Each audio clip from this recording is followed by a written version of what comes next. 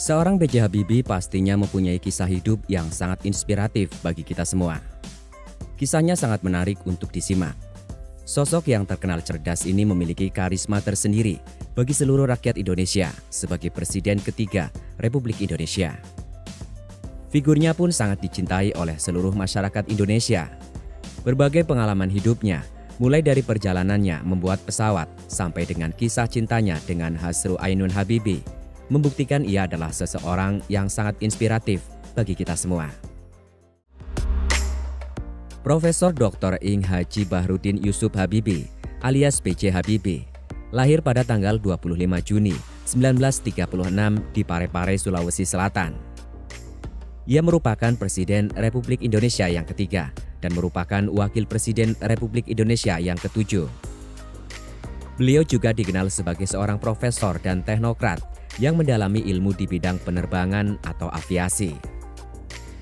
Sejak usia muda, Habibie memiliki ketertarikan pada bidang eksakta, khususnya mesin dan fisika. Pada tahun 1950, Habibie bersama orang tuanya pindah ke Bandung, sehingga ia menghabiskan pendidikan sekolah di sana. Saat itu ia bersekolah di Government Middle Bear School atau setara SMP saat ini. Kemudian ia melanjutkan pendidikan sekolah menengah atas di SMA Kadago Bandung. Disinilah Habibie mulai tertarik dengan Ainun yang kelak menjadi istrinya. Sehabis lulus dari SMA Kadago, ia melanjutkan pendidikan kuliah di Institut Teknologi Bandung dengan mengambil konsentrasi pada Fakultas Teknik jurusan Elektro. Lalu setelah kurang lebih 1 tahun di ITB, kemudian ia memutuskan untuk melanjutkan kembali pendidikan ke Jerman Barat dengan mengambil jurusan teknologi pesawat terbang. Saat berada di Jerman, ia mengatasi semua masalahnya sendiri. Komitmen dan tekadnya berhasil membuat Habibie diakui oleh dunia dengan sosok yang jenius. Bahkan penduduk asli Jerman pun mengaguminya. Beliau dikenal juga sebagai Bapak Pesawat Nasional karena semasa hidupnya ia senang sekali memahami serba-serbi mesin pesawat. Ia sampai memiliki rumus faktor Habibie untuk menghitung keretakan atau crack propagation on random sampai ke atom-atom pesawat terbang. Dari kehebatan rumusnya, ia juga dijuluki sebagai Mr. Crack. Di Jerman, memang ia terkenal sangat hebat, namun ia tetap mau melayani negara Indonesia dan memenuhi permintaan Presiden Soeharto untuk mengabdikan ilmunya di Indonesia.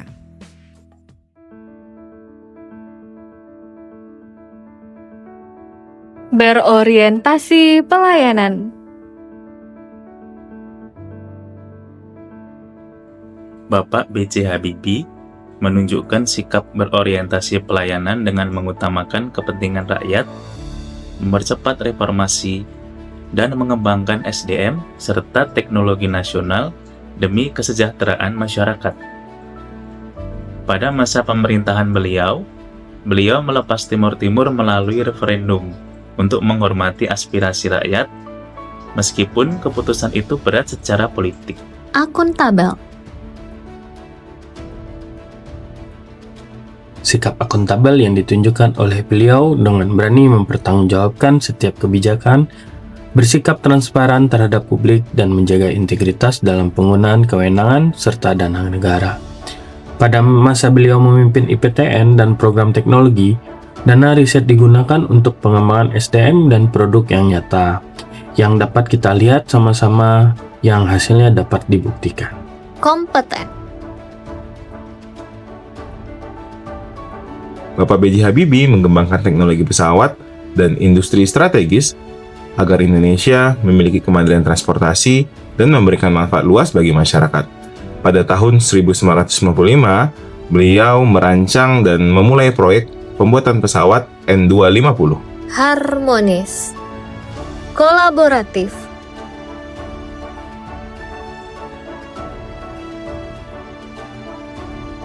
Harmonis dan kolaboratif. Dalam masa kepresidenan yang singkat, Habibie mempercepat reformasi demokrasi, kebebasan pers, dan kebebasan berpendapat untuk memenuhi tuntutan publik.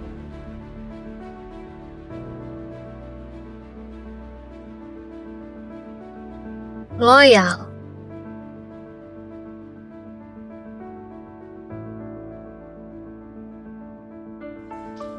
Sikap loyal ditunjukkan oleh beliau saat menjabat sebagai Menteri Riset dan Teknologi dengan mengabdikan diri selama lebih dari 20 tahun. Tahun 1978 hingga 1998 untuk mengembangkan riset, teknologi, dan sumber daya manusia Indonesia, serta tetap konsisten mendukung kebijakan pembangunan nasional meskipun menghadapi berbagai tantangan. Adaptif.